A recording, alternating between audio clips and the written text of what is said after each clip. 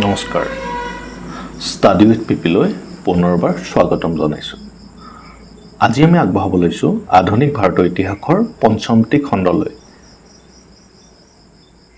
আমি আধুনিক ভাৰতৰ ইতিহাসৰ ইতিমধ্যে 4টা খণ্ড আগবঢ়াইছোঁ। আপোনালোকে আমাৰ চেনেলত গৈ ভিডিঅ'সমূহ চাব পাৰিব, লগতে ইউটিউব চেনেলটো ছাবস্ক্ৰাইব কৰি ল'ব। আগন্তুক ভিডিঅ'সমূহ যাতে আপোনালোকে সময়মতে পায় তাৰ কাৰণে চেনেলটো ছাবস্ক্ৰাইব কৰি ল'ব। আহক আজি খণ্ডটো আৰম্ভ কৰোঁ। আজি আমি আলোচনা কৰিম এংলো-মাইচুৰ ৱাৰ বিষয়ে। ইতিমধ্যে যোৱাটো খণ্ডত আমি আলোচনা কৰিছিলোঁ ব্ৰিটিছে কিদৰে বেংগল লগতে উত্তৰ ভাৰতত আধিপত্য দখল কৰিছিল। আজি আমি আলোচনা কৰিম ব্ৰিটিছে দক্ষিণ ভাৰতত কিদৰে আধিপত্য দখল কৰিবলৈ সক্ষম হৈছিল। দক্ষিণ ভাৰতত কি হৈছিল, তেতিয়া ফ্ৰেন্সসকল যদিও তেওঁলোকৰ ৰাজনৈতিক অধিকাৰ নাছিল, কিন্তু দক্ষিণ ভাৰতৰ এই যিটো উপকূল, এই উপকূলটোক কোৱা হয় মালাবাৰ কোষ্ট। এই কোষ্টটোত ফ্ৰান্সসকলৰ ব্যৱসায়িক ভেটি যথেষ্ট সুদৃঢ় আছিল, আৰু এই মাইচুৰ যিখন কিংডম আছিল, মাইচুৰ কিংডমখনে ফ্ৰান্সসকলক ছাপোৰ্ট কৰিছিল আৰু ফ্ৰান্সসকলক তেওঁলোকে বিশ্বাস কৰিছিল।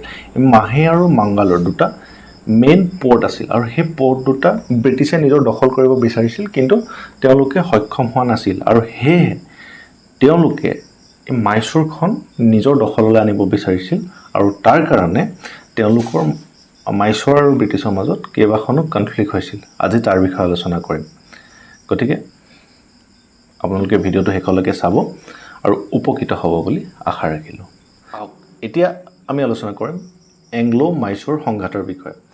যিখন মাইচুৰ, এইখন দেখিছে, এইখন মাইচুৰ, এই গ্ৰীণ ভিতৰত যিটো আছে এইখন হ'ল মাইচুৰ। মাইচুৰ প্ৰথমতে বিজয়নগৰ সাম্ৰাজ্য অংশ আছিল। বিজয়নগৰ যিখন মেডিভেল ইণ্ডিয়াৰ এটা ডাঙৰ সাম্ৰাজ্য আছিল, কিন্তু 1565 চনত বিজয়নগৰ অৱসান হয়, আৰু সেই তাত যিটি বিজয়নগৰৰ এটা অংশ মাইচুৰত, তেতিয়া বিজয়নগৰ যেতিয়া অৱনতি ঘটে, তেতিয়া তাত সৰু সৰু বিভিন্ন ৰজাই নিজকে ৰজা ঘোষণা কৰে, আৰু সেই সময়ত ৱেডাৰৰ যিটো ৱেডাৰৰ বংশই মাইচুৰত নিজৰ শাসন প্ৰতিষ্ঠা কৰে। এইখন মাইচুৰ, এই কৰ্ণাটকৰ কেৰেলাৰ এটা অংশ আৰু কৰ্ণাটকৰ মিলি এইটো মাইচুৰ বুলি কৈছে।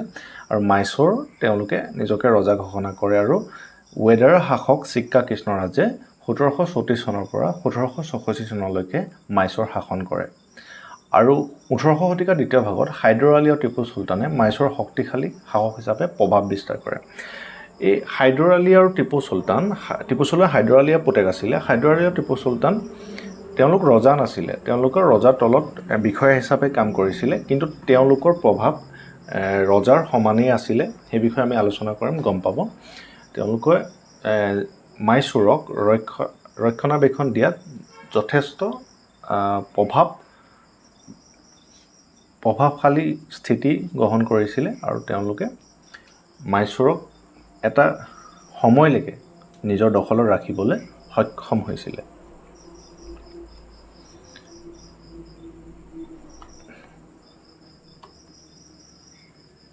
নেক্সট আহিলে প্ৰথম এংলোৰ মহীশূৰ যুদ্ধ। হাইদৰ আলীয়ে নিজৰ কূটনৈতিক যি তেওঁৰ কূটনৈতিক দক্ষতাৰ লৈ ভাৰতত তেওঁলোকৰ উত্থান যথেষ্ট বৃদ্ধি কৰিছিল, আৰু তাকে লৈ ব্ৰিটিছ যথেষ্ট শংকিত হৈছিলে। আৰু ব্ৰিটিছক খেদিবলৈও তেওঁ যথেষ্ট বুদ্ধি পাঙিছিলে।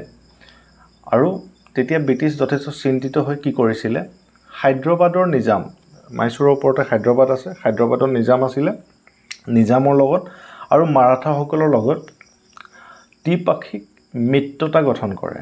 তেওঁলোকৰ লগত মিত্ৰতা গঠন কৰে, কি বিভিন্ন ধৰণৰ লোভ দি পেলাই তেওঁ হাইদৰ আলীৰ বিৰুদ্ধে যুদ্ধ দিয়াৰ চেষ্টা কৰিলে। কিন্তু হাইদৰ আলীও যথেষ্ট টেঙৰ আছিল, তেওঁলোকে মাৰাঠাক কিনি লৈছিলে। তেওঁ পইচা দি মাৰাঠাক মেনেজ কৰিছিলে, আৰু নিজামক কৈছিলে যে নিজামৰ পৰা যিখিনি ভূমি দখল কৰি লৈছিলে সেইখিনি ঘূৰাই দিয়া প্ৰতিশ্ৰুতি দিছিলে। তেনেকৈ কৈ পেলাই তেওঁ ব্ৰিটিছৰ ওপৰত নিজামৰ লগত গৈ পেলাই আক্ৰমণ কৰি দিছিলে। এইদৰে প্ৰথম এংলো মাইচুৰ যুদ্ধ 1.5 বছৰমান চলে তাৰপিছত তেওঁ গৈ পেলাই যি মাদ্ৰাজত যি ব্ৰিটিছসকল আছিলে ইয়াত দেখিব এইটো মাদ্ৰাজ তেওঁ যুদ্ধ কৰিলে ইয়াতে এডোখৰ যুদ্ধ হৈ পেলাই কোনো ৰিজাল্ট তেওঁ পোৱা নাছিলে যুদ্ধ হৈ আছিলে 1.5 বছৰ ধৰি যুদ্ধ চলিলে তাৰপিছত গৈ পেলাই তেওঁলোকে মাদ্ৰাজৰ যি গেট আছিলে গেটত গৈ উপস্থিত হৈ গ'ল এনেকুৱা গেট আছিলে গেটত গৈ পেলাই তেওঁলোক উপস্থিত হৈ গ'ল তেতিয়া আকৌ ব্ৰিটিছে কি কৰিলে ভয় খাই গ'ল ব্ৰিটিছে ভয় খাই পেলাই তেওঁলোকে মাদ্ৰাজ সন্ধি নামৰ এখন সন্ধিক স্বাক্ষৰ কৰিবলৈ বাধ্য হ'ল মাদ্ৰাজৰ এই সন্ধি মতে মাদ্ৰাজ চৰকাৰৰ বন্দী সকলো কৰ্মচাৰীক হায়দৰ আলীয়ে মুকলি কৰি দিছিল তাঞ্জোৰৰ যিজন ৰজা আছিল সেইজন হায়দৰ আলী বন্ধু হিচাপে গণ্য কৰিবলগীয়া হৈছিল বম্বে প্ৰেচিডেন্সি আৰু ইংৰাজৰ যিখিনি বাণিজ্যিক বিশেষাধিকাৰ আছিলে সেই অঞ্চলটো মাদ্ৰাজত সেইটো ঘূৰাই দিয়া হৈছিলে ঠিক আছে আৰু এনেকৈ মাদ্ৰাজ সন্ধিৰ পিছত এই যিখন ফাৰ্ষ্ট এংলো মাইছৰ ৱাৰ এখন শেষ হৈছিলে আৰু এইটো মনত ৰাখিব মাদ্ৰাজৰ সন্ধি কেতিয়া হৈছিলে 1767 চনৰ 4 এপ্ৰিলত হায়দৰ আলী আৰু ব্ৰিটিছৰ মাজত এখন মাদ্ৰাজ সন্ধি হৈছিলে তাৰপিছত আহিলে দ্বিতীয় এংলো মাইছৰ যুদ্ধ এজন হায়দৰ আলী দ্বিতীয় এংলো মাইছৰ যুদ্ধৰ কাৰণ আছিল 1771 চনত মাৰাঠাই আক্ৰমণ কৰাৰ সময়ত ইংৰাজৰ সৈতে হোৱা প্ৰতিৰক্ষামূলক চুক্তিৰ চৰ্তসমূহ পূৰণ কৰিবলৈ ইংৰাজসকলে পাৰস্পৰিক অস্বীকাৰ কৰিছিল ইয়াৰ উপৰিও হায়দৰে ইংৰাজতকৈ সামৰিক দাবী পূৰণত ফৰাচীসকলক অধিক সহায়ক বুলি বিবেচনা কৰিছিল আৰু সেয়েহে তেওঁলোকৰ সৈতে ঘনিষ্ঠ মিত্ৰতা স্থাপন কৰিছিল কি হৈছিলে 1761 চনত মাৰাঠাই আকৌ এই মাইছৰ আক্ৰমণ কৰিছিল আৰু তেতিয়া ব্ৰিটিছ মাজত সোমাই পেলাই এখন চুক্তি কৰিছিলে আৰু ব্ৰিটিছে মাইছৰক ভৰসা দিছিলে যে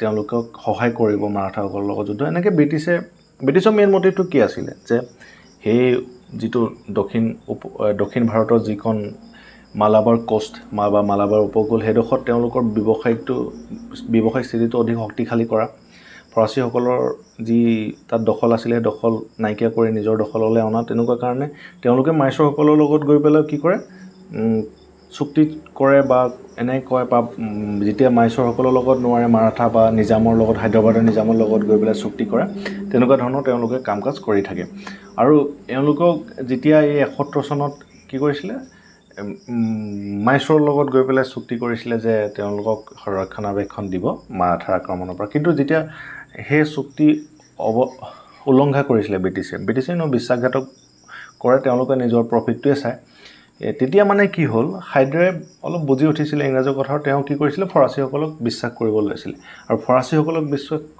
কৰা দেখি ব্ৰিটিছে ভাবিছিলে যে ফৰাচীসকলৰ লগত কি হয় ফৰাচীসকলৰ যি মালাবাৰ কোষ্টত যিটো দখল আছিলে ব্যৱসায়ত সেই দখলটো তেওঁলোকৰ বেছি হৈ যাব বুলি ব্ৰিটিছসকলে সন্দেহ কৰিছিলে আৰু মাইছৰৰ পৰা যে তেওঁলোকৰ প্ৰব্লেম হ'ব সেইটো তেওঁলোকে ভাবিছিলে আৰু সেই সময়তে কি হৈছিলে আমেৰিকাৰ স্বাধীনতা যুদ্ধ আৰম্ভ হৈ গৈছিলে আমেৰিকাত স্বাধীনতা যুদ্ধৰ কাৰণে সংগ্ৰাম ষ্টাৰ্ট হৈ গৈছিলে আৰু আমেৰিকান উপনিৱেশিকসকলৰ সৈতে ফৰাচী মিত্ৰতাই ৱাৰেন হেষ্টিঙক ফৰাচীসকলৰ সৈতে হায়দৰ আলী সম্পৰ্কলৈ অত্যন্ত সন্দেহজনক কৰি তুলিছিলে এইটো ফৰাচীসকলে এই আমেৰিকাত যিখিনি উপনিৱেশিক আছিলে তেওঁলোকক ফৰাচীসকলে সহায় কৰিছিলে ব্ৰিটিছৰ এগেইনষ্টত তেওঁলোকে যুদ্ধ কৰিবৰ কাৰণে আৰু সেই দেখি যিজন তেতিয়া ৱাৰেন হেষ্টিং আছিলে বংগৰ গভৰ্ণৰ তেতিয়া তেওঁ কি কৰিছিলে হায়দৰ আলী আৰু ফৰাচীৰ মাজত যিটো সম্পৰ্ক আছিলে এইটো সন্দেহ কৰিব ল'লে আৰু তেতিয়া কি কৰিলে ইংৰাজে মাহে দখল কৰাৰ প্ৰচেষ্টা কৰিছিল এই মালাবাৰ উপকূলৰ ফ্ৰান্সৰ এটা বন্দৰ মাহে দখল কৰিবলৈ ইংৰাজে চেষ্টা কৰিছিল আৰু হায়দৰ আলী সেইটো ভাল পোৱা নাছিলে আৰু তেনেকৈ ষ্টাৰ্ট হৈ গৈছিলে দ্বিতীয় এংলো মাইছৰ কনফ্লিক্ট এইদৰে হায়দৰে 1780 চনৰ জুলাই মাহত নিজাম আৰু মাৰাঠাসকলে যৌথ ফ্ৰণ্ট গঠন কৰি কৰ্ণাটিক আক্ৰমণ কৰি আৰ্কট দখল কৰি কৰ্ণেল ৱেলিৰ অধীনত থকা ইংৰাজ সেনাবাহিনীক পৰাস্ত কৰে ইফালে ইংৰাজে 1881 চনৰ নৱেম্বৰ মাহত হায়দৰৰ ফালৰ পৰা মাৰাঠা আৰু নিজামক বিচ্ছিন্ন কৰে পৰ্টো-নভোত হোৱা যুদ্ধত হায়দৰক ছাৰ আয়াৰকুটে পৰাস্ত কৰে পিছৰ বছৰত কৰ্ণেল ৱেটৰ অধীনত ইংৰাজ সেনাবাহিনীক হাইদৰে অপমানজনক পৰাজয় সাধন কৰে। যুদ্ধ চলি থকা সময়তে হাইদৰ আলীৰ মৃত্যু হয়। এইটো লাষ্টত কিন্তু কৰ্ণেল ৱেথক হাইদৰ আলীয়ে পৰাস্ত কৰি দিয়ে। কিন্তু হাইদৰ আলী দুখৰ কথা আছিল যে হাইদৰ আলী কেঞ্চাৰ বেমাৰত সেই সময়তে মৃত্যু হৈ যায়। আৰু হাইদৰ আলী পুতেকে কি কৰে, তাৰপিছত টিপু চুলতানে সৈন্যবাহিনী চম্ভালে আৰু টিপু চুলতানে কি কৰে, 1700 তেওঁ এবছৰমান যুদ্ধ কৰে, কিন্তু লাষ্টত গৈ তেওঁ মাংগালোৰ সন্ধিৰ স্বাক্ষৰ কৰিবলৈ বাধ্য হয়। 1782 চনৰ ডিচেম্বৰত মাংগালোৰ সন্ধিৰ স্বাক্ষৰ কৰে। ঠিক আছে, নেক্সট। তাৰপিছত কি হয়, তৃতীয় এংলৰ মাইচৰ যুদ্ধ হয়।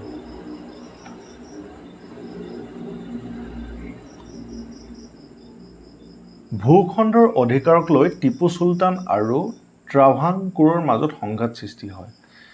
এই ট্ৰাভাংকোৰ আৰু টিপু চুলতানৰ মাজত অলপ মাটিৰ খেলি মেলি হৈ পেলাই তেওঁলোকৰ মাজত যুদ্ধৰ সৃষ্টি হয়। আৰু সেইটোকে ব্ৰিটিছে সুবিধা লৈ কি কৰে, টিপু চুলতানৰ এগেইনষ্টত ব্ৰিটিছে যুদ্ধ আৰম্ভ কৰি দিয়ে। এয়া ষ্টাৰ্ট হৈ যায় এংলো মাইচৰ ৱাৰ। টিপু চুলতানে প্ৰথমে ব্ৰিটিছ বাহিনীক পৰাস্ত কৰিছিল, যদিও কৰ্ণৱালিছৰ আগমনৰ ফলত জোৱাৰ সলনি হৈ যায়। আৰু লাষ্টত কৰ্ণৱালিছৰ লগত তেওঁ হাৰি যায়। প্ৰচণ্ড প্ৰতিৰোধৰ অন্তত 1792 চনত টিপু মাইচুৰৰ আধা ভূখণ্ড এৰি দি যথেষ্ট ক্ষতিপূৰণ দি চেৰিংপাটম সন্ধিত স্বাক্ষৰ কৰিবলৈ বাধ্য হয়।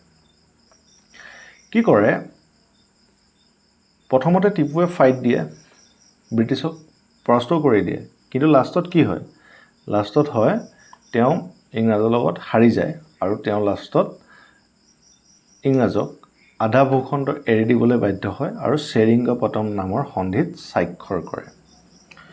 এয়া আছিলে তৃতীয় এংলো মাইচৰ যুদ্ধ। তাৰপিছত আহিলে চতুৰ্থ এংলো মাইচৰ যুদ্ধ। ভাৰতত ইংৰাজৰ বিৰুদ্ধে ফ্ৰান্সৰ সমৰ্থন লাভ কৰিবলৈ টিপুৱে নিজকে জেকবিন ক্লাবৰ সদস্য হিচাপে তালিকাভুক্ত কৰে। জেকবিন এটা ফৰাচীসকলৰ ক্লাব আছিলে, ফৰাচী আণ্ডাৰত যিবোৰ ৰাষ্ট্ৰ আছিলে তেওঁলোকৰ এটা ক্লাব আছিলে জেকবিন ক্লাব বুলি। টিপু চুলতানে কি কৰে, সেই ক্লাবত নিজকে সদস্য হিচাপে অন্তৰ্ভুক্ত কৰি লয়। তেওঁ আফগানিস্তানৰ জামান শ্বাহ, কনষ্টেণ্টিনোপল, ভাৰ্চাইল, ডাইৰেক্টৰী আৰু আইল ডি ফ্ৰান্স বা মৰিচাছত থকা ফৰাচীসকলে 1715 খ্ৰীষ্টাব্দত মৰিচাছ দখল কৰি পিছলৈ আইল ডি ফ্ৰান্স নামে নামাকৰণ কৰে। টিপুৰ শত্ৰুতাপূৰ্ণ উদ্দেশ্য উপলব্ধি কৰি ভাৰতৰ নতুন গভৰ্ণৰ জেনেৰেল লৰ্ড ৱালিছে এই ভাবুকি একেবাৰে বাবে আঁতৰাবলৈ দৃঢ় প্ৰতিজ্ঞ হৈ পৰে।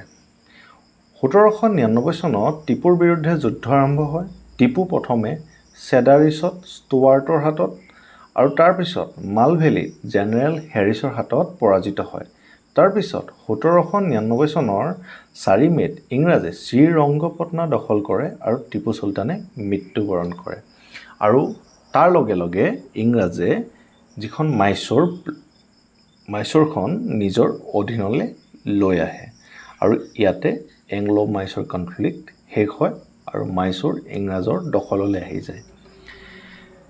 গতিকে আজিলৈ ইমানেই আছিলে। আশা কৰোঁ আপোনালোকে বুজি পালে কিদৰে ব্ৰিটিছে দক্ষিণ ভাৰতত নিজৰ আধিপত্য স্থাপন কৰিবলৈ সক্ষম হৈছিলে। ইয়াত পৰীক্ষাত আহিবলগীয়া প্ৰশ্নসমূহৰ ভিতৰত আহিব পাৰে চতুৰ্থ এংলো মহীশূৰ কেতিয়া হৈছিলে, এইটো মনত ৰাখিব। তাৰপিছত আহিব পাৰে এইখন থাৰ্ড এংলো মাইচৰ কনফ্লিক্ট। তাৰপৰা আহিব পাৰে ছেকেণ্ড কেতিয়া হৈছিলে, বা এই সন্ধিকেইটাৰ বিষয়ে আহিব পাৰে। সন্ধিকেইটাৰ নাম কি আছিলে এটা আহিব পাৰে, বোলে ফাৰ্ষ্ট এংলো মাইচৰ সন্ধিত কি সন্ধি হৈছিলে, বোলে মাদ্ৰাজৰ সন্ধি। তাৰপিছত ছেকেণ্ড এংলো মাইচৰ যুদ্ধত কি সন্ধি হৈছিলে, বোলে মাংগালোৰ সন্ধি। বোলে থাৰ্ড এংলো মাইচৰ যুদ্ধত কি সন্ধি হৈছিলে, বোলে চেৰিংগপাটম সন্ধি। এনেকৈ আহিব পাৰে। গতিকে এইকেইটা মনত ৰাখিব। আৰু আজিলৈ ভিডিঅ'টো ইমানেই আছিলে। আৰু আপোনালোকে যদি ভিডিঅ'টো চাই উপকৃত হৈছে, আমাৰ চেনেলটো প্লিজ ছাবস্ক্ৰাইব কৰি দিব। ই আমাক যথেষ্ট সহায় কৰিব। লগতে আপোনালোকে ভিডিঅ'সমূহ লগৰ বন্ধু বান্ধৱীৰ লগতো শ্বেয়াৰ কৰিব। লগতে আমাৰ চেনেলটোত বিভিন্ন ধৰণৰ চিৰিজ আগবঢ়াই থকা হৈছে। অসমৰ ভূগোল, অসমৰ ইতিহাসৰ বিষয়ে দুটা নতুন চিৰিজ আগবঢ়াই থকা হৈছে। আমাৰ চেনেলত গৈ সেই ভিডিঅ'সমূহ চাব পাৰিব। আৰু আপোনালোকৰ যদি ভাল লাগে প্লিজ চেনেলটো ছাবস্ক্ৰাইব